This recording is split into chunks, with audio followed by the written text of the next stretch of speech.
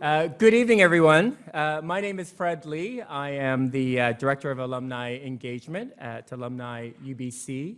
It is absolutely my pleasure to welcome everyone to this evening's second installment of Mastermind Masterclass, a series which features tonight Mohamed Fahmy. Mastermind Masterclass is a new Alumni UBC speaker series offering alumni and friends an unprecedented look into the minds of modern thinkers, making a unique impact on the world and the lessons they've learned. We want to acknowledge the estate of Kitty Heller for their generous contribution to making this series possible. As well, I'd like to acknowledge we are gathered on the traditional, ancestral, and unceded territory of the Musqueam people. What a fantastic turnout tonight. Thank you for carving out the time. It is my pleasure to welcome everyone to the Robert H. Lee Alumni Center, which officially opened this past September. Named after one of UBC's most dedicated alumni, volunteers, and donor, the Robert H. Lee Alumni Center is a home of UBC alumni for life. The first of its kind in Canada, it's the place where alumni, students, faculty, staff, emeriti can satisfy their academic, cultural, and social appetites. It is wonderful to see so many of you join us this evening and taking time from your busy schedules to what I know we will enjoy, a most enlightened conversation. Coinciding with the official opening of the Robert H. Lee Alumni Center, we launched UBC's Centennial. UBC is proud to mark its 100th anniversary as a global leader in education. 100 years since welcoming its first class of 379 students back in September of 1915. So to learn a little more, please direct your attention to the screen.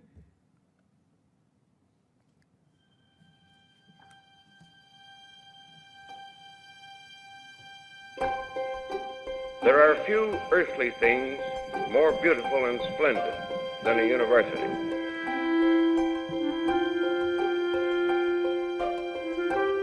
There are few universities that can claim to have grown to the stature of UBC in such a short span of time.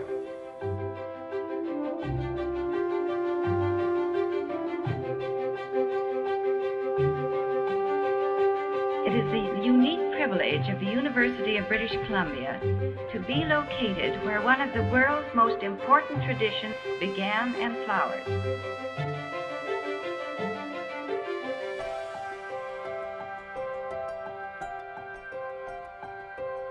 At this significant milestone, we should acknowledge and praise those who founded the university.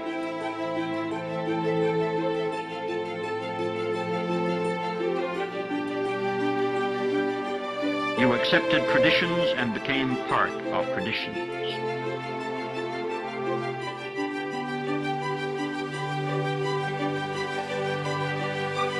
Every last citizen is, in fact, a part owner.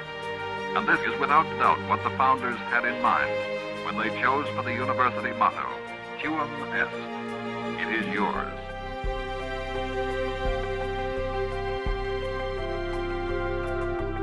It is a place where those who hate ignorance may strive to know, where those who perceive truth may strive to make others see.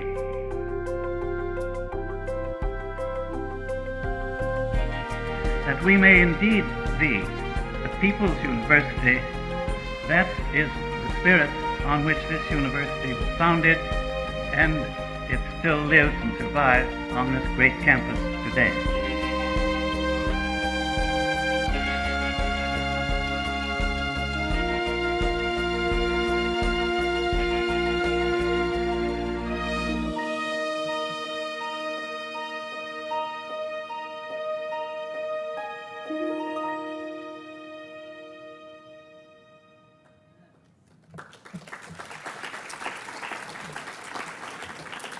UBC Centennial is a year-long program of initiatives marking 100 years of learning, research innovation, and community engagement.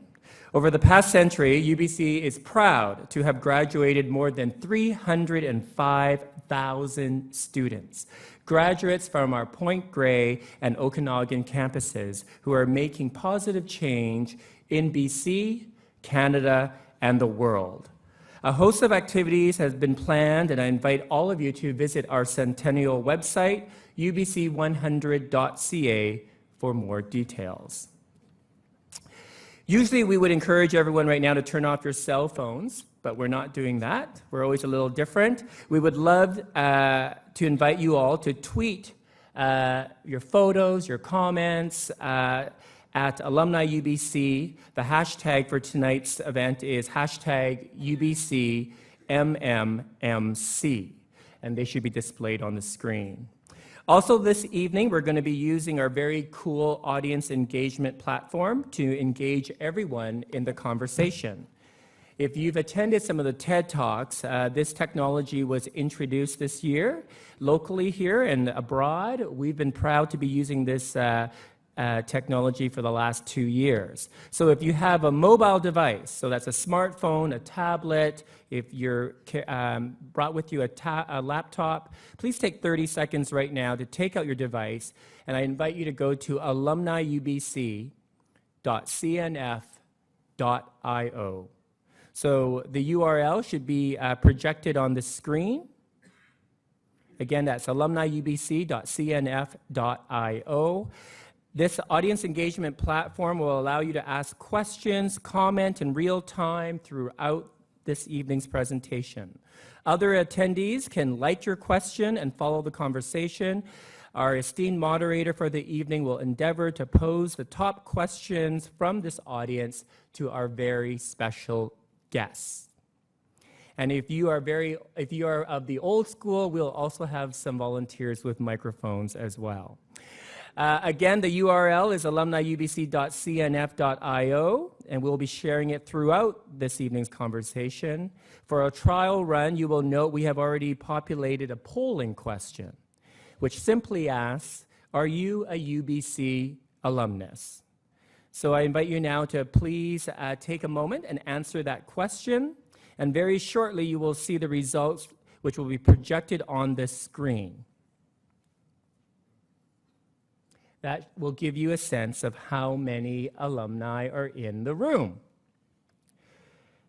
So that's just a little taste of what's to come. So tonight's program will include a conversation with our special guest, Mohamed Fahmy, moderated by CBC's Margaret Gallagher.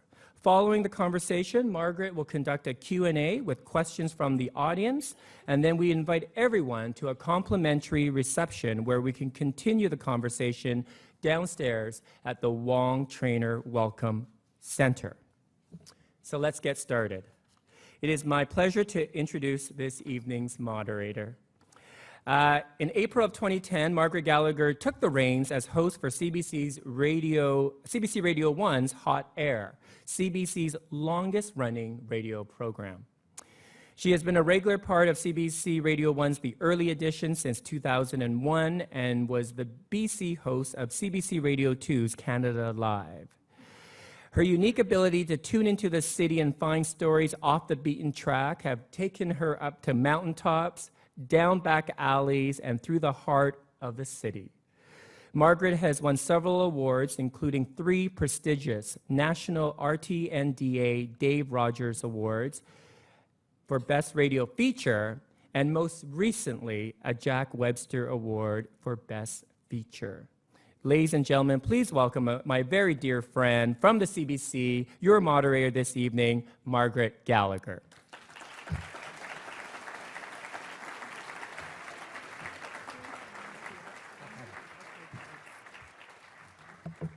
Thank you, Fred, and thank you to everyone for being here, in particular our special guest. I have all this technology waiting for your questions. That's why I'm carrying it here.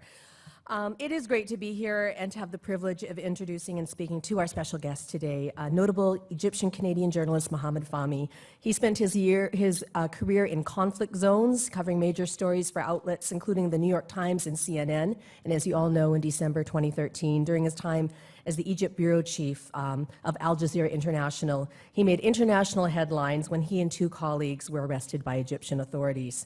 They were charged with falsifying news and conspiring with the banned fundamentalist group, the Muslim Brotherhood, and he was incarcerated for 438 days along ISIS terrorists and jihadists, during which time Egypt's government faced mounting pressure to release the three journalists. Just this past September, the government finally pardoned Mohamed, allowing him to return to Canada and be with his family again. And upon his release, Mohamed Fahmy received the Canadian Commission World Press Freedom Award. He's currently completing his memoir on his experiences, which he'll be sharing with us. And we're very fortunate that he joined UBC's School of Journalism, where he's currently appointed as Honorary Research Associate. As a journalist in residence until June. As well, he is an honorary fellow with the W. Maurice Young Center for Applied Ethics at UBC. And because of this, many UBC students have had the honor of hearing his story and his thoughts, and tonight we're very proud to have him here to share it with all of you. And please join me in welcoming Mohamed Fahmy.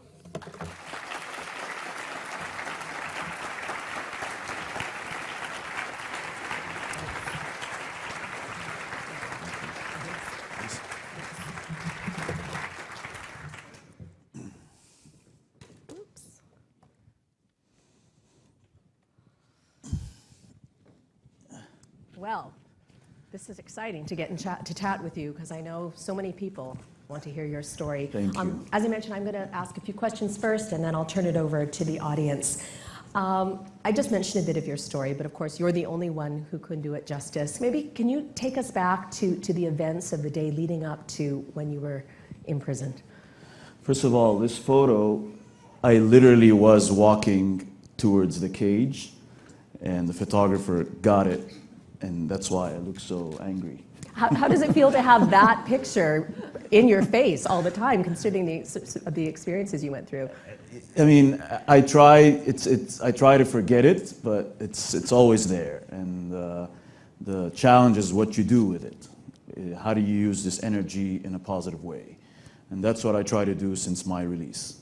I try to make this 438 days beneficial somehow, if that's a term that could be used, in helping others, in portraying the story, and making sure that people understand what it means to be in prison for a crime you didn't commit, and what a journalist does is being a messenger, and that you should be able to report on both sides of the story, even if this government tells you that this group is a terrorist or this extremist group doesn't like you. Right now, what we're facing in the world is an unprecedented breach of human rights and the rights to freedom of expression. And we're being, as journalists, targeted by both governments and extremist groups, and there's almost no neutral ground to go and operate and do our job. To go back to your question, I left Canada in 2002 to go to the Iraq War, and I was there for the first day of the war, and since then it was just one big story, with different outlets, Arabic TV stations, then CNN, and some freelancing for BBC and other networks. And I got a job as a bureau chief, and I was excited to do a good job, and I had the option of being in the office and running down and covering a story when I wanted. We did a great job in being very balanced and in covering the story in Egypt. But apparently the Egyptian government had another idea where they branded Al Jazeera and anyone that worked with the network as a person that conspires with the Muslim Brotherhood, and it was a political rift between Egypt and Qatar, the owner of Al Jazeera, and it resulted in us being victims of this politics that have gone sour, basically. Now, you've worked in conflict zones for so many years, and you've won many awards for your work. Did you ever have a sense that this was going to be the outcome of the work that you were doing when you went to Egypt?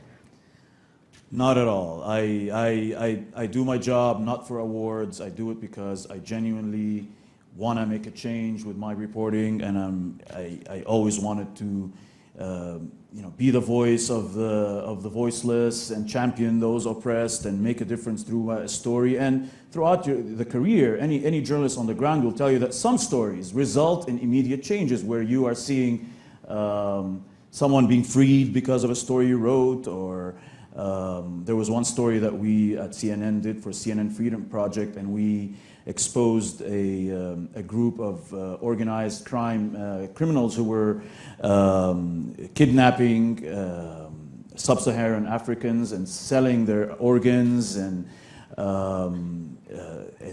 trying to expose them on their way, and selling this idea that they would get jobs in Israel, but they would kidnap them. And after we reported the story, the Egyptian government was able to locate the location of these organized gangs, and they were able to find their place, and they caught them. And the story got so big, and so many networks came after that, and they reported the story in Sinai, Egypt, close to the Israeli-Egyptian border. And we were it felt good. You felt like you've done something good, like a doctor who's done a good job. It's rewarding. It's a good feeling. Did you ever imagine, though, that you would be in the vulnerable position as a result of doing the stories that you've done through these years? I mean, would you think it was naive? No, I didn't think it was naive. Since I've lost so many friends in the field, good friends, good journalists, and many people have died that I know. And when you get into this job, it's an assumed risk that you will get shot at, you get tear gas, you will be targeted. It's not an easy job, but you never expect that it would come in the way that it happened to me. I mean, in Egypt, there was no armed conflict. There was tension on the streets. There were protests. I've covered stories that are much more intense, like the Libyan Revolution or the Iraqi War, and where there's actual, weapons and people killing each other, and two armies fighting. But you never expected that you would suddenly be sitting in your office and somebody would come in and grab you. It was intense. Yeah. At what point did it dawn on you that this is what was actually happening, and the gravity of the situation? When I got arrested, before we even reached the prison, it was being reported internationally that we were arrested and we were branded as terrorists before even the interrogation began. So it was obvious that there was something really weird about this. But it didn't. We thought it would be over in a couple of days, maybe a couple of weeks, and then when it was referred to court, this is when I started panicking, and I realized that we have now been victims of this branding of the Muslim Brotherhood as terrorists, and the courts were very aggressive towards anything Qatar related, Al Jazeera related, Muslim Brotherhood related, and I realized that we needed the Canadian government to step up and do their best job, and my network and my family had to humanize me and come up on the screen and show the world and that this guy is not a terrorist and speak on my behalf. So it was a very intense way of managing between having a PR approach and a legal state approach, and having just the Canadians that supported me. I had 50,000 Canadians who signed the petition. People don't realize that a petition does matter because our lawyer used it in court. The journalists who were defending me, they used the petition as a source in the articles. So I believe that tweeting, rallying, petitioning, everything helps, and I believe it did help release me. Did you ever give up hope when you were in there? I didn't give up hope, but there was really moments that were really bad. When I got sentenced to 7 years and I was living with ISIS and Al-Qaeda fighters, and this concrete jungle became my home, and they were like, you're going to live here for 7 years and you're changing your attire to this attire of a convicted prisoner. You start worrying, you might not get out. And I personally have covered so many stories of activists and others who have spent so many years in prison for crimes they didn't commit, and now I was becoming a statistic, and I didn't want to languish in that prison and be forgotten. How do you think your experience as a journalist helped you to get out of that prison? I mean, it got you in there, but how did it get you out? No, it really did, because I knew how to, I don't want to say use the media, but how to benefit from the media. And now I was on the other side of the microphone, and in that solitary confinement cell, when you're where I was for 1 month, knowing that the journalists out there were fighting for me, kept me going. And I tried to smuggle out of the prison, through my wife's help, statements that I was sending to the media, telling my folks what to do, what to say in the media, what could harm me, what couldn't, because they didn't know. They had to be overnight ambassadors, media personalities, they had to be lawyers, they took on all these new roles. So the media did help, and I'm grateful to the impeccable job that the Canadian media has done in covering this story. Now, you met a lot of people in prison. You were in prison with jihadists and terrorists. What was that experience like? I mean, how did they treat you? Well, we spend our career trying to get so close to these people to report the story, and now they're right there in front of me. And do they want to talk? They did a lot of talking, and I did a lot of research and interviewing, and it was and they can't harm me because there's bars between us, so I was safe then. But they're very demented people, obviously, and the conversations were very intense and confrontational. They would wonder, why am I, working why are you working with the infidels, and why are you helping them? You're a journalist. But I also learned a lot from them. I could see that a lot of them spoke very good English. A lot of them were very tech savvy. A lot of them were very weak, and they have minds that are weak. They're an easy prey, and that's why organizations like ISIS and Al-Qaeda, they target people like that who are confused. They have an identity crisis, and they're easy targets. But I also realized that we need to have a proactive approach in order to defeat these people. They win when we struggle with what to do and when we don't have a specific mechanism in fighting them. And I've also seen how they were celebrating when they hear that Canada, for example, or Australia has instated a law that allows, like C-51, or Australian law that allows access to metadata information on your phones without protection to journalists. To them, that's a victory. So I have a lot of anger still inside me, and that I'm now, and I get really angry every day when I see my friends on TV still being detained and beaten. There's, this year alone, more than 70 journalists have been killed. And there's about 200 still remain behind bars across the globe. So what do you do with that anger? What do I do with that anger? Well, I recently have been, I went to Paris twice, days after the attacks. I was scheduled to speak there, and I called and I said, are we still having this talk? They said, yeah, come. This is a message of defiance to these terrorists that you cannot deter us. So I went and I spoke in the panel, and I openly expressed my views and what we can do and ideas to counter these kinds of ideologies. I meet with government officials. I met in the State Department and in Canada and in London, and all these governments want to hear what they do that works and what that doesn't work in terms of extracting their citizens from prison, in terms of what they can do to deter these terrorists and ideas. And I was very happy to share a lot of my insights in order to get a more progressive approach towards these people and what they do. You mentioned that you felt safe in prison having these conversations because you were behind bars, but you're not in prison anymore, and perhaps some of those people, you're quite outspoken. Do you ever fear for your safety now that you're out of prison? No, I don't. I don't feel for my safety, but I do realize with every attack that happens that it could be on our doorsteps. And I think we should all realize that the danger is not far away from us.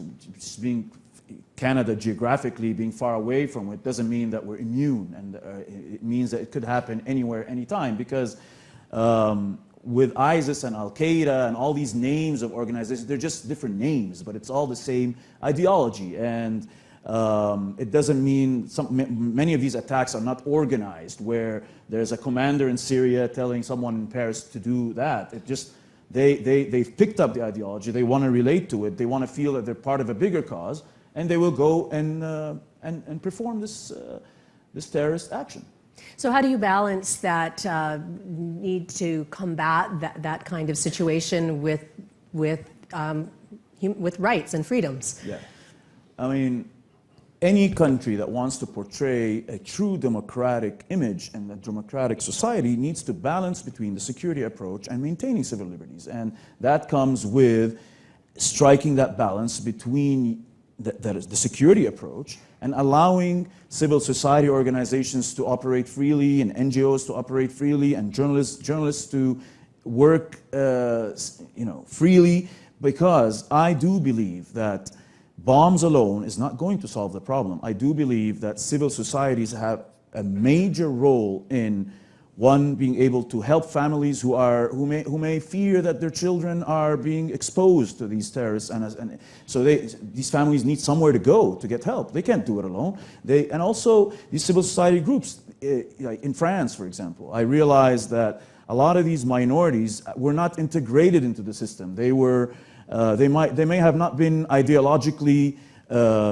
close to what ISIS does, but they went there as a last resort and they were not able to get jobs. A lot of them were sitting on the coffee shops on the corners all day and they just got sucked in. So there's a role for everyone in this process. And what's your role now that you've been through this? How has your role changed? My role has changed immensely. I've went from a journalist that works all day and night to just report the story to more now of an advocate as well, to advocate for a lot of these journalists behind bars, to speak about terrorism and the war on terror, to speak to networks and hope that networks understand that they need to upgrade their security assessment in order to keep up with the security threats that are now becoming worse towards journalists reporting the story.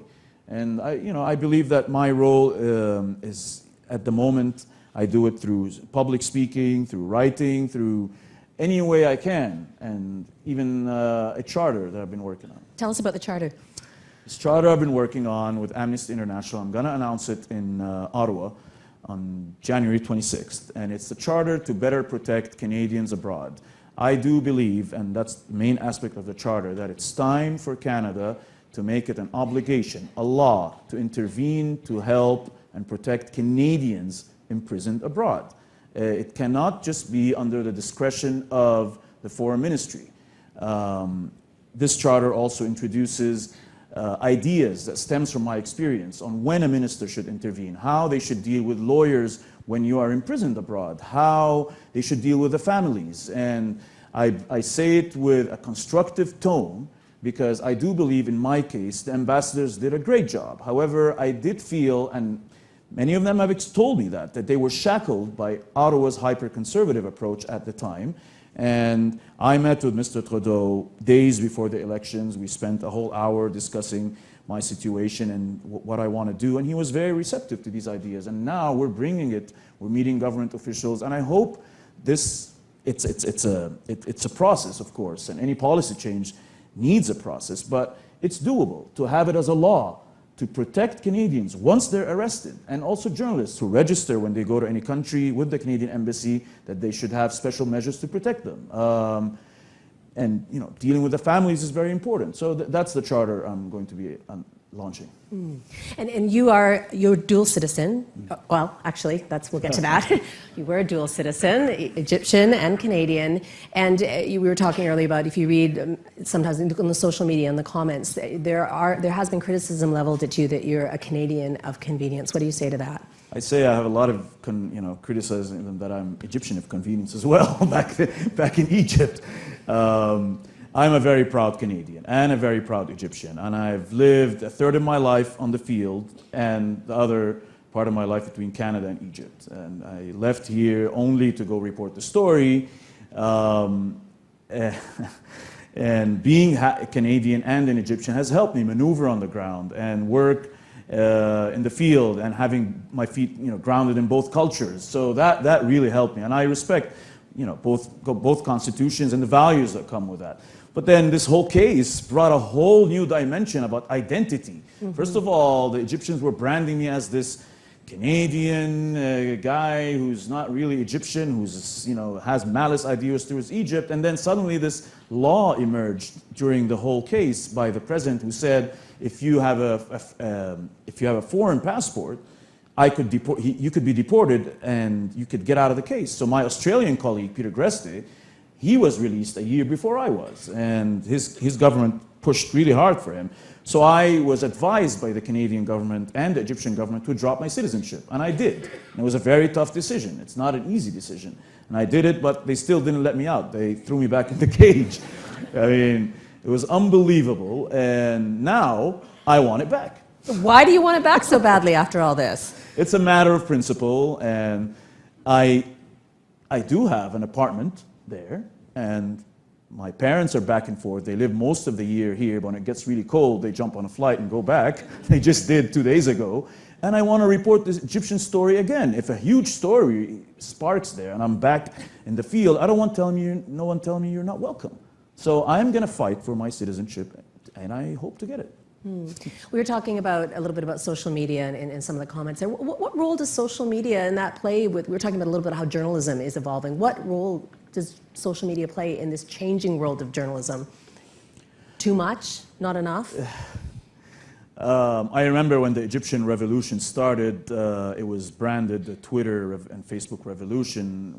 I immediately started a Twitter account, and I followed everybody, the extremists, the terrorists, the presidents, the officials, and the first thing in the morning I would check is Twitter, not Reuters and AP, which we always check, and then it became very, very important to follow the right people if you want to find out where this protest is beginning and where it's going to end, and what the police is planning, and who, and you know, social media became an integral part of our coverage, and we started even embedding tweets in the stories, and it became a very important tool as well in disseminating what we were doing as journalists. So it has become a game changer, and I think Facebook, specifically in Egypt, for example, and in Syria, and in Libya, and in Iraq, and all these conflict zones where I went, it was used by every single party in that conflict for their purposes, and of course we had to monitor it all the time. And even in my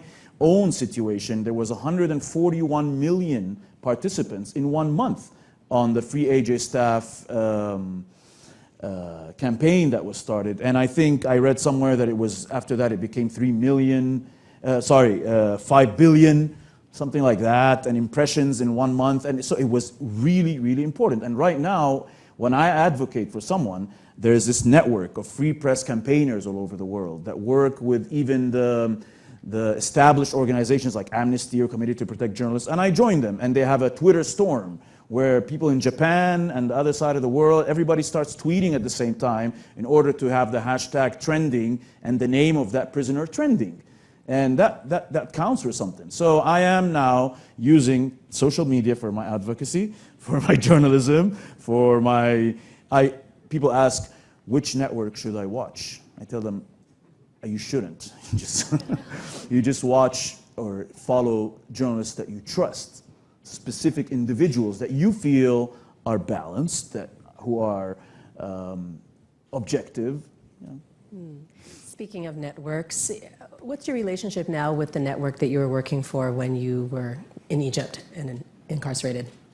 I will never, ever talk to my network again, and I do not deal with them. I have sued them. Unfortunately, it had to end this way, because I do feel that Al Jazeera had portrayed negligence and misrepresentations and had given our prosecutor more ammunition in an already very complicated and tough situation. And for example, I found out in court that they didn't have the proper broadcast license, and that really came back to bite me. Of course, it should not have been handled in a terrorism environment where you are branded, you're standing in a terrorism court, but they didn't have the proper broadcast license. They used some of my material and dubbed it into Arabic on the Arabic channel that was shut down by a court order.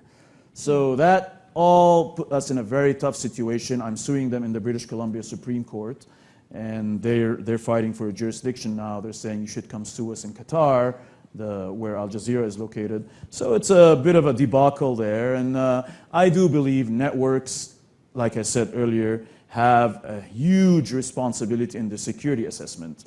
Working in CNN and BBC, for example, I've realized the difference in the way they how they really, really take care of their journalists and think 10 times before they send a reporter here or there, and they provide much better security than Al Jazeera does. And that's actually, it's not even a debatable issue. Where does that sense of fight come from in you? I think that sense of fight possibly comes because I was in Kuwait when Iraq invaded Kuwait, and there's sort of a war culture that the Middle East is engrossed in. And whether you're in Egypt or Libya, there's always this fight for democracy, and there's always this fighting for your rights. And here in Canada, we're blessed. We're blessed to have a court system that is independent. We're blessed that we have labor unions. We're blessed that we have an independent media. So I think that's where it comes from. And the adrenaline that I had throughout the whole 2 years of fighting for my freedom, now I walk the streets here and it's complete serenity and it's beautiful. And I walk with my wife and we're trying to figure out, what's going to happen next? Are we safe? Is everything okay? Do you want to be safe? I mean, do you miss some of that excitement? No, I don't miss. You don't miss prison. I don't miss any of that. What I do miss is reporting. Yeah. And it's becoming really hard for me to be sitting on the bench and watching all my friends on CNN and other networks reporting the story. Just the other day, I wrote my first op-ed since my release in the New York Times, and it was such a great feeling to see it again being published. And I was like, okay, what am I going to do next? I'm balancing my options. I'm writing a book, which is proving quite hard because I'm revisiting the prison and the whole issue again. But I do believe that a lot of context has been lost in the media coverage because, understandably, the case happened when ISIS was rising and there was a lot of breaking news. So the book pretty much wraps it all up. How do you get through those experiences of reliving those difficult times? My wife has to deal with that. No, I do believe that writing about it is also therapeutic. You sort of take a load off, and and that's how I deal with it, and it's okay. How do you think this experience has changed you as a journalist? Oh, if you go through this experience, you're not a changed man, then there's something wrong with you, honestly. Yeah. No, it has changed me as a journalist in the way that I now believe in journalism more than I ever did, because I saw what it did, how it helped me as a person and as a defendant, and that now I find myself just very moved by any story, and I want to tweet and help this person or try to expose, and that's why I started the Fahmy Foundation in Canada here in Vancouver. And how does that work? I started the foundation with my lawyers and my wife. We provide financial assistance to journalists who are imprisoned or risking imprisonment, and we also advocate for them. I am using the contacts I've nurtured throughout my career with officials across the globe, with syndicates and the media, and I advocate for them. I speak to their family, I speak to the lawyers, I get the story right, and right now the website is up, fahmyfoundation.com, and we have contributors from UBC students, journalism students right now who are writing for the website. Their first articles are going to be released next week. We're planning to have an article a week, and I will give it as much exposure as I can and work with these students. They call me up. I feel like an editor now. I'm like, yeah, you go, call this guy and give us this angle. It's beautiful. It's good. It's a good feeling to be an editor? It's good. It's good. I'm getting there. Yeah. You were talking about, and I'm struck by how you used your resources while you were in prison to find your way here, and also the people that you met in prison. What are the people who don't have the same resources that you have, the same ability that you had to get your message out? What happens to them? What happens to them is they need to realize that the defendant is the master of his own domain. You cannot put your whole energy or beliefs with your employer or your lawyers. You have to take charge of the situation. And Some people don't realize that if you don't involve your family and, again, like I said, to humanize you, and if you don't, fight for your freedom by yourself, it will hurt you. And that's why I keep trying to engage families, and I speak to them. Some families they're worried, and there are Canadian families now who have loved ones imprisoned abroad, and they call me for advice. And they're like, should we go to the media? Should we not? I say, you need to have an approach where you're using the behind the doors approach, where you're speaking to governments, but also a media approach. And just 2 days ago, Jason Rezaian, the journalist from Washington Post, was released, and me and my wife were almost in tears watching him, because we were advocating for him throughout this time. And we know that feeling when you're just released for the first hours or in days. You're shocked. You're a normal person. You don't know what to do with yourself. So many loved ones and people are around you. But in the case of Jason, for example, an unbelievable campaign helped a lot in putting pressure on the Iranians. And his brother, my foundation organized a rally here, and his cousin flew here, and Mr. Peter Klein from UBC spoke there, and we had journalists speaking there about press freedoms and the importance of journalism, and how it's a core for any true democratic society, how it's our last line of defense when you're caught between warring parties, and so on.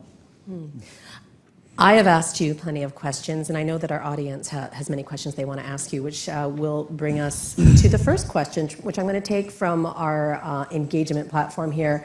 And what bothers you the most about news coverage of terrorism and war in Canada and in the U.S.?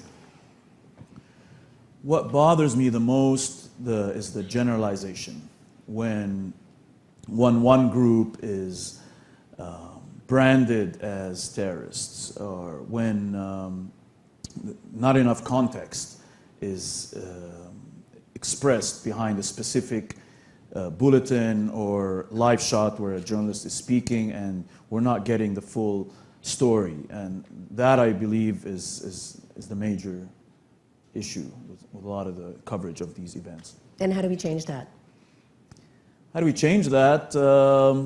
I think, first of all, I always said this as bureau chief, and even before I even worked in Al Jazeera, that I believe the choice of the journalist in terms of having journalists who know the story rather than journalists who are roving reporters, where they come in for 2-3 days and report a story, and then the next day they're reporting Europe. And I always believe that a journalist should be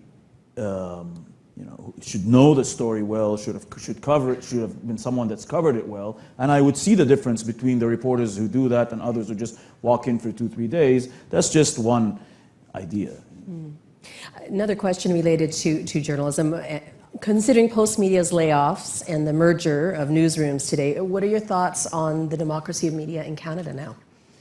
Democracy and media in Canada, it's relative to where I am accustomed, and I went to the legislature in Victoria, and I witnessed the debate back and forth, and I was very proud to see it. I went to the QP convention, and I saw how they were voting, and I was impressed by it. And I spoke for about 5 minutes, and I said, there are people literally dying across the globe to get the chance to be able to even vote or even have a labor union. So I am pretty happy with the democracy we have here, and I appreciate it very much. However, of course, there are issues like C-51, I think it's really unacceptable, a lot of these, articles. And even though we are facing an unprecedented wave of terrorism that needs an unprecedented approach in dealing with it, I still believe that our civil liberties should not be threatened the way C-51 does. Shall we take a question from the floor? Does anyone on the floor have a question for Mr. Fahmy? Okay. Christina's going there. And if you could just introduce yourself and keep your question brief, that would be wonderful. Thank you. Hi, my name is Jenny. I'm a journalist and produce a podcast.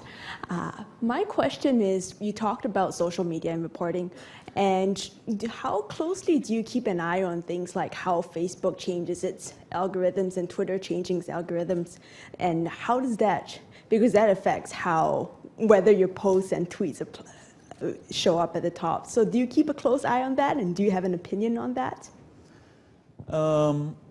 As a journalist, I was not really keeping a close eye on that. But now that I have more time on my hands, I'm starting to notice that, Twitter has changed from favorite to a heart. And it kind of worries me when I want to, because I used to click because I want to read a post about a specific item, but now it seems that I really like it. So it's something that caught my eye. And but I'm starting to realize now how much, Facebook and Twitter are so important to everyone, and how it's becoming a tool for students and journalists, and but also an advertising tool. I just started exploring and seeing what they do, and I'm getting all these ads. So I keep an eye on it, but because I'm not a journalist right now, it's my interests are a bit different for the time being. Do we perhaps go a little bit too blithely into that world of Facebook and Twitter and share more than we should, and not take in as much judiciously as we should? There's all these new laws as well that are kind of scary. When C-51 makes it very fluid that that you could be actually incriminated for the way you use your tweets, and it keeps it very fluid. If you link something that could be used as promoting terrorism, and that's very weird to me. I mean, in a country like Qatar, in the Middle East, for example, they issued a cybercrime law which would shut down a website or arrest the owner or the administrator if they feel that the website is a danger or a threat to national security, but they don't clarify what that means. And it's the same thing with C-51. They don't clarify what that means. So it gives the security forces or the authorities so much room to incriminate someone who may just be using Twitter and Facebook very fluidly or without experience. Even in your case, I believe I read that they took your phone and looked at information or music videos you had on your phone and used that to contextualize what the allegations they were making against you. Yeah. They took my phone, they used a lot of the photos against me, they've used a lot of the interviews against me that were in my phone, and they were interviews. I had an interview with the brother of the Al-Qaeda leader, and some of the photos were with, I was like, yes, thank you very much for showing off my work. That is called an exclusive. I don't know why you're showing this or using this against me. I'm very proud of my work. So that's the kind of injustice I was facing, and where they took everything off the phones, the internet, the laptop, and so now I'm a bit paranoid, and so is my wife. But I tell her, we need to normalize again. No one is going to barge into the room in Canada here and take the phone or the laptop, I hope. So. Should we all be a little bit more careful? I think we should. Only because, it's not necessarily because of getting arrested or the police, but in general, I think we should because of the way now there's a breach of privacy, and I think we should. Another question from the audience, Christina. Yes, I'm the real Bill Murray. While you were in prison in Egypt, were you aware that our government was passing legislation to say that if you were convicted of a terrorist offense, that being non-Canadian born, you could be deported? And were you concerned about that happening to you? Yes, and I asked the Canadian ambassador to get me the literature about that. And I read it, and I was concerned until they came back and told me it's not going to apply to you. We have assurances that you're not going to have this applied to you because in my situation, it was very obvious. The American president, the UN, the head of the United Nations, Mr. Ban Ki-moon, and armies of diplomats had spoken very openly that the whole case was a travesty of justice, and there was no concrete evidence to incriminate us or brand us as terrorists, or there was no evidence of fabrication of news. I was hypercritical of my own work more than any other time, because I knew that the Arabic networks of Al Jazeera were under scrutiny, and they had been shut down. So I was running the English network, and therefore I was doing my own independent reporting, news gathering, booking. I was, sticking my nose in the work of the reporters when I shouldn't have, or a bit too much, just because I was always worried that, I wanted to be almost perfect. And apparently that didn't even make a difference. So.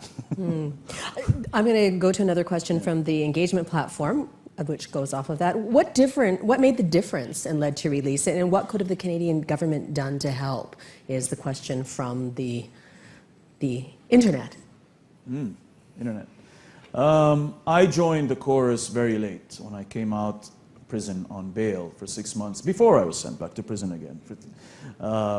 Everybody was just criticizing the mild stance of the Canadian government, and I didn't want to believe it, but it was very obvious. The case was so complicated and politicized that we needed an intervention directly from Mr. Harper to call the Egyptian president the same way the Prime Minister of Australia called the Egyptian president 3 times and used the media to his advantage. And so the ambassadors there wanted to do more.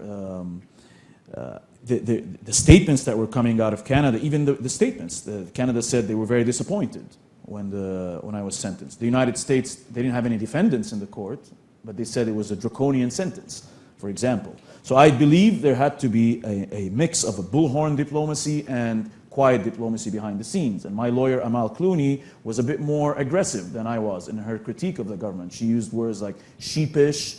She wanted to come visit Mr. Harper and Mr. Baird when this new deportation decree was issued, to explain to them how to benefit from it. You have one of the best human rights lawyers in the world coming to give you free advice, and the government refused to meet her. And this is part of my charter now, where we want to make it very clear on how the consular services should deal with lawyers, for example. When you have a case like that where a government just issued a new law and it was uncharted waters. Australians didn't know what to do. The Egyptians had no idea what this law was about, neither did the Canadians. And maybe I could have been freed a year earlier, maybe not, but when you're drowning and you're in this situation, you need the support of everyone, the lawyers, the media, the ambassadors, the private citizens across the globe who don't even know you. So I think I'm very, very serious about this charter, and we have endorsements from former Canadian ambassadors, from civil liberties groups, from former detainees like Maher Arar and others who have suffered and seen it firsthand how it is to not have the correct approach, which could mean life or death to anyone. How much, or did it play a role at all, the fact that you were a dual citizen? That question, I don't know how to answer that question. Some people say it made a difference, some people say it didn't make a difference. I don't believe it was that. I believe the Canadian government then didn't understand the urgency of the situation, because they were trying. The groups on the ground were trying. The embassy, the consular services did a great job. They didn't. Mr. Harper delegated his responsibility to the ambassadors and junior ministers, when a phone call from him could have extracted me out of that prison, for example, where I was sleeping on the floor with a broken shoulder. And my family was finally able to move me to a hospital because they were more aggressive in the way they intervened. So the best time, for example, to intervene is between the arrest and referral to court. There's a window of maybe 2 weeks, 1 week. And when it goes to court, it's clogged and it takes forever, and it's very hard for the government to intervene. Now, 3 of you were arrested at the time. One, your Australian colleague, there was you, and there was another colleague who was Egyptian. What became of him? Oh, I mean, there was a hashtag, to be an Egyptian is not a crime, when my colleague when he was sent to Australia, and it was being reported all over the news. Mr. Barrett came to Egypt and said my release was imminent, and it was breaking news on CNN. The police officers were coming. They're like, "Congratulations, you're leaving soon." And I shaved, and my mom got me the bags, and my wife quit her job. And suddenly, I look at the news, and like they say, "Oh, you're going back to court." So, thinking about that, I'm very glad that Baher, the Egyptian producer that was arrested with me, was released. I was almost in tears when the news came out that I was pardoned. I went back to my cell, and his name wasn't announced yet, and I couldn't even look him in the eye. I was like trying to hide somewhere because I was getting this guilt that I was going to go home, and he has 3 kids, and I've seen how he suffered. And then his name popped up, and it was like dancing, literally dancing. Take another question from the floor here. Just the Charlie Hebdo incident in Paris. After the incident happened, the tragedy happened, the debate is freedom of speech and whether they overstepped the line in terms of responsible journalism. View on that is it responsible journalism to portray things that are held closely by a lot of people, their religion, in a cartoonist fashion that they did? Or is it important still to maintain that freedom of speech and be able to print whatever they want? Okay. So you're asking me about my security? I'm going to speak my mind. That's what we want you to do. Yes. I believe they should be able to draw any cartoon they want to draw. And I was just in Paris, and I spent a lot of time with French cartoonists. Some of them had security guards when we were sitting, and it was unbelievable. And again, they continue to express their thoughts openly. I don't believe if any religious ideologies should be imposed on anyone. If they don't even believe in the Prophet, then why can't they draw him? Or why can't they express their ideas through that? Others would attack me in the Middle East when they hear me saying that. I don't think there should be any restriction about that, because it's satire. There was an Egyptian author who was imprisoned for a fictional story he wrote that was viewed as extremely sexual. And it was fictional, and I couldn't believe it. He was in court, and I was shocked. So I do believe that there should be total freedom of expression. There's also a debate now, and lots of anger about a cartoon that surfaced with the Syrian baby, God bless him. And people are angry at Charlie Hebdo for drawing the kid.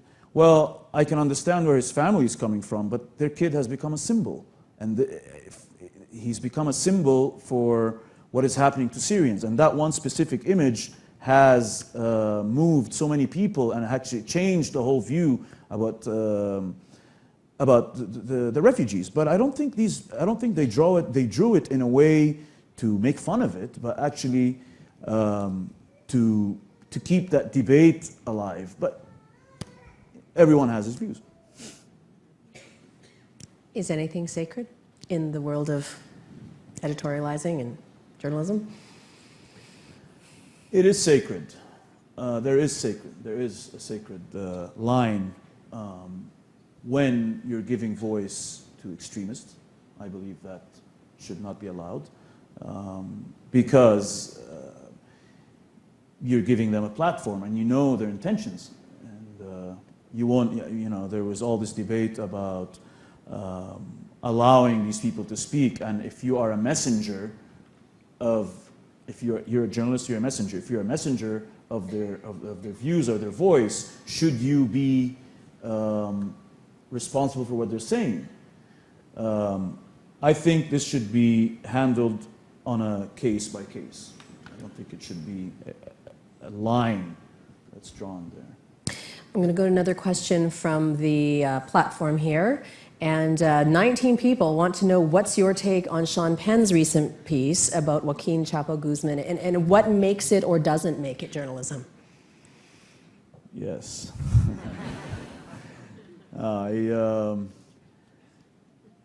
I understand the Hollywood and the entertainment world, how they see things in terms of wanting to speak to the person in general if they're doing a project about him. He may have taken it as a research, an approach.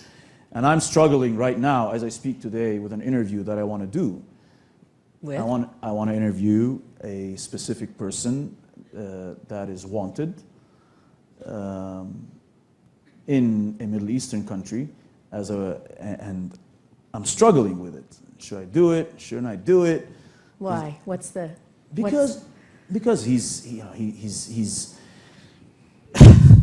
he's wanted and he's done a lot of bad things. But you ask yourself, people want to hear what this guy has to say, but I don't know if it goes Sean back Penn, to your sacred cow. Yeah, I mean, Yeah. But I don't think Sean Penn was doing it to. It's the same concept. Maybe I'd be interested. I didn't really follow the story as much, but I'd be interested to see why he met him. Was he actually researching for a film? Was he reporting on him? You know, I know why I'm going to meet this guy or speak to him. I'll do it because it's going to be a journalism project. I'd like to know what Sean Penn and his intentions were. Can we ever really be unbiased? I don't believe there's no. I don't think. I think everybody has this bias with in a relative sense, and I don't think there's a TV channel that is not biased.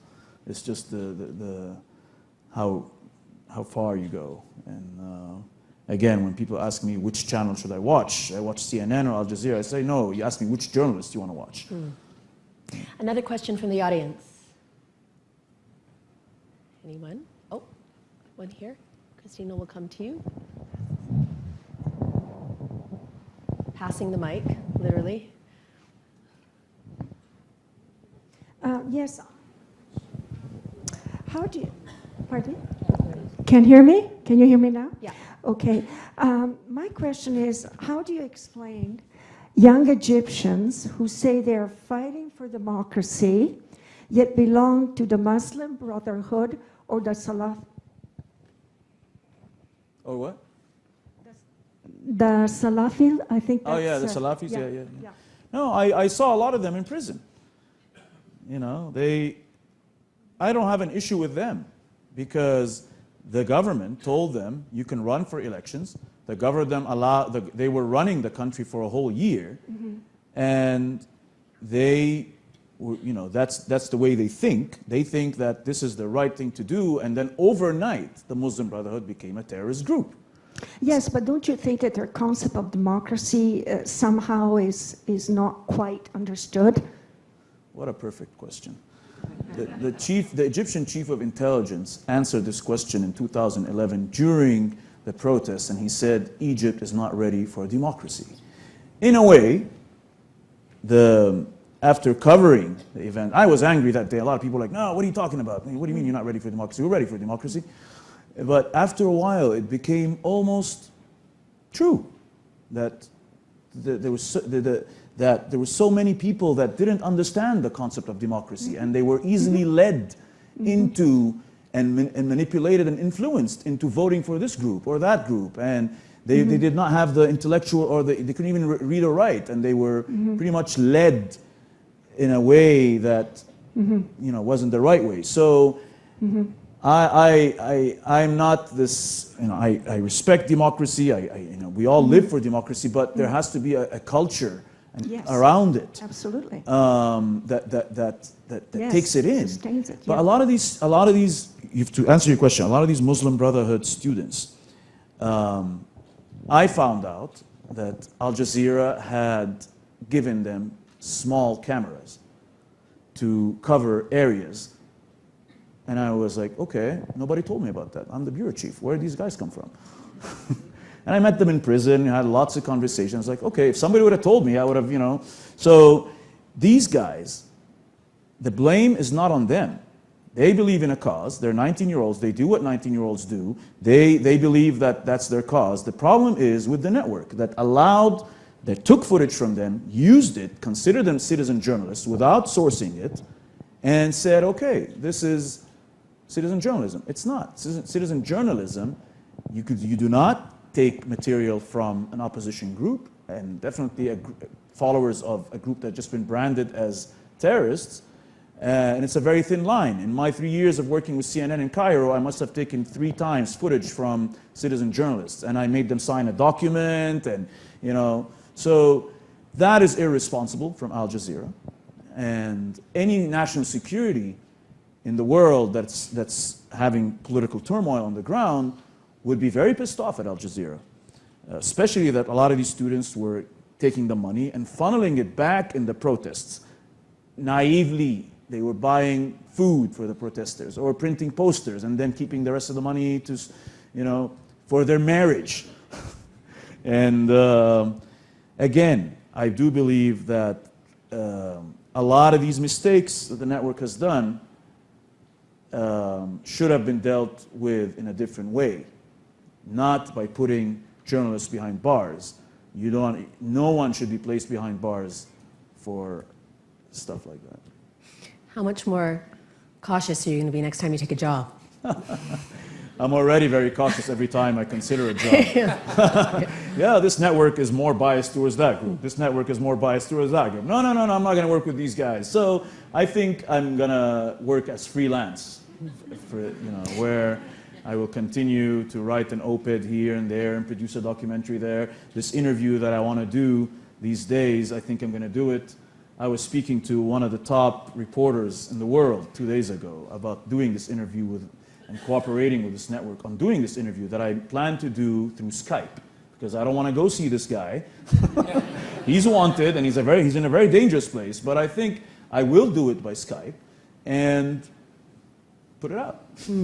I can take another question from the engagement platform. Considering the masses of exposure your case received has resulted in so little disruption for the current Egyptian regime, how optimistic are you that journalism and international attention can positively affect public policy and the lives of people in that country? It may seem like it did not disrupt or disturb the Egyptian regime, but it did. This case specifically was a real pain for them. Everywhere the government officials went, there were protests. There was armies of diplomats. There was always talk about in the U.S. about decreasing the $1.3 billion of aid to Egypt because of this case. There was so many groups that were angry because of this case. And then I thought that after I left, that things would change. But apparently, every single day, there are more journalists being thrown in prison and being targeted, and it's a really it's sad. But as well, the Egyptian Journalism Syndicate, for example, I'm in contact with them. I'm giving them ideas. They're trying to make it work for the journalism community there, and maybe things will get better. If you would go back in time, would you still choose journalism? I mean, you're in it now, you can't get out, but going back and looking at how things have changed, would you feel differently about it now? No, I would join in 100%. I mean, I love this job, and sometimes I would follow one single thread, and it would take me transatlantic to other countries just to get that final close on the story and the punchline. And journalism is a very honorable job because craft, because it is part of any healthy democratic society, but there's also an allure that comes with it, where you are keeping these leaders accountable and making sure that those who were actually elected, that they're actually doing their job, and it's this watchdog approach is very important. And I've seen how it has done some good sometimes. Another question from the audience here. Over there, waving arm. Yeah, if you could just introduce yourself. Hi there. My name is Noble Kelly. I'm a high school teacher. So for me, it's really hard to connect youth with the issues. The issues around the conflict are literally and figuratively foreign to them. How would you, with all your experience reporting on conflict, if you were to design a lesson around conflict to BC youth, what would be the outcomes of those lessons? How would you design that lesson? Thank you. Well, I always say that to students that there is no alternative to speaking to real people on the ground and getting your hands dirty and going for it. But I would design it in a way to measure how journalism, how a story has been received internationally on a local event here in Canada, for example.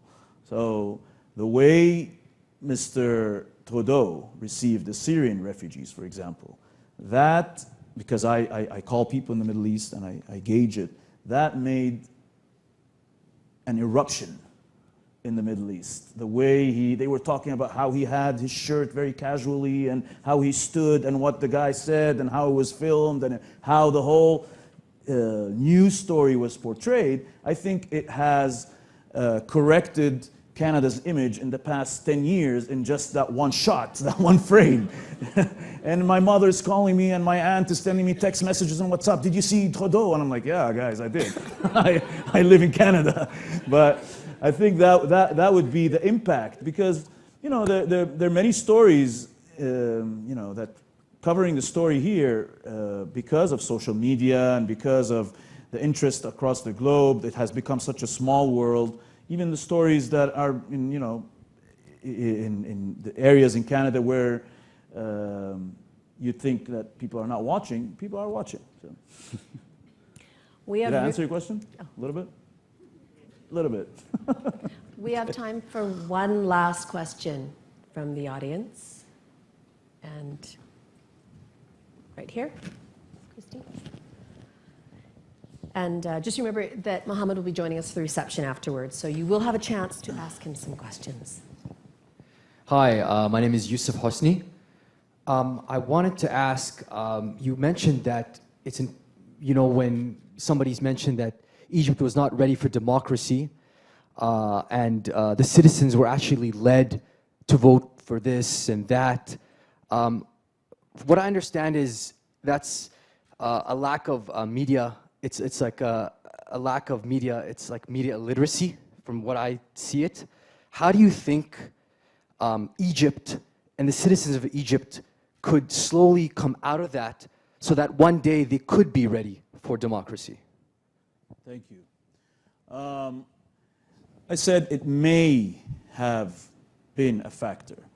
And I think one of the major issues in Egypt right now is the education.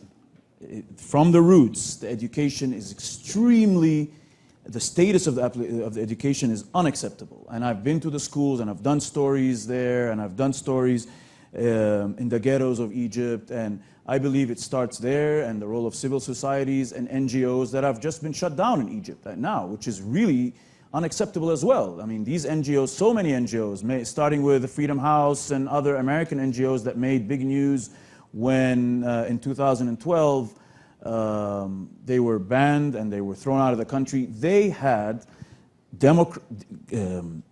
courses of teaching democracy. They were going to the suburbs of Egypt and to the most remote areas where there's no internet and there's no phones and no running water, and they were giving lessons in democracy and telling and explaining to these people what it means to bring your voice in and what you should follow and what not in order to educate yourself. But they were all shut down, and right now a lot of these NGOs, even the Egyptian local ones, are afraid to operate freely. So what kind of environment is that? And I believe that if, in order to have a true democratic state in Egypt, that is one aspect that should be tackled. The parliament was just instated in Egypt weeks back, and they have to review 300 laws that were issued by the Egyptian president during that period where there was no parliament, and they need to do it in 15 days. So that's also a challenge.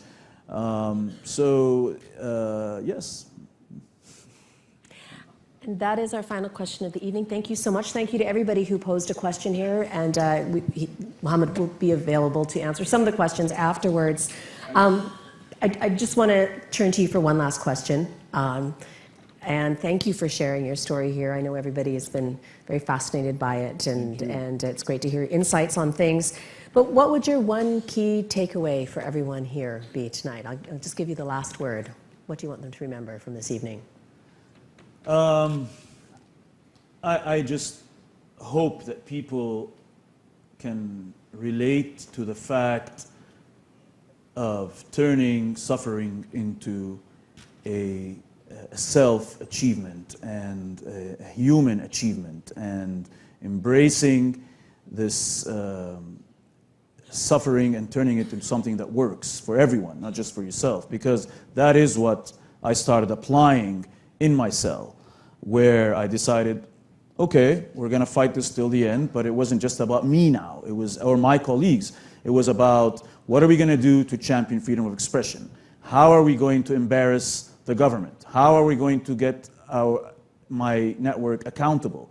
And every day in the morning now, when I wake up, I still have this spirit of just turning this suffering into something good, something good that comes out of this, because everything, it could always be worse. I was in prison when my colleague Stephen Sotloff, and I'm still wearing his bracelet here, and when he was beheaded by ISIS. And I saw these people celebrating it.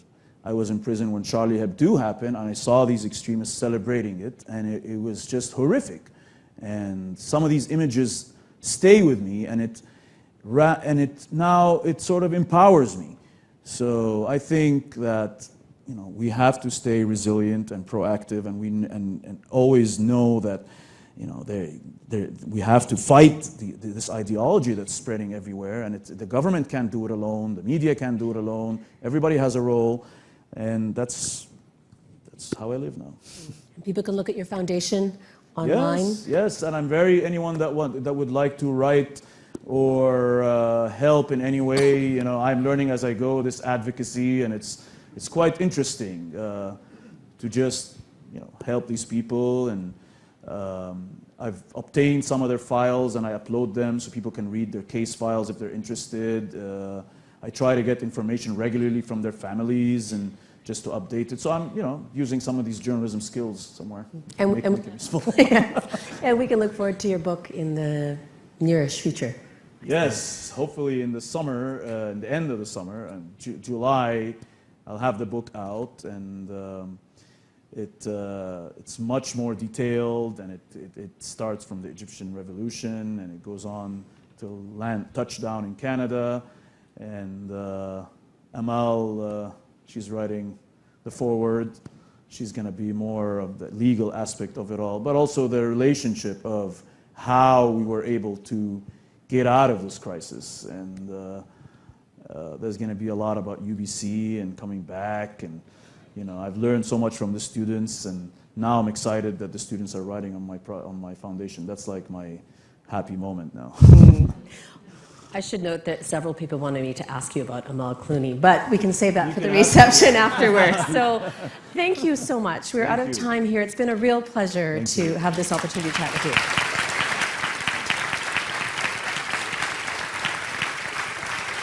And now,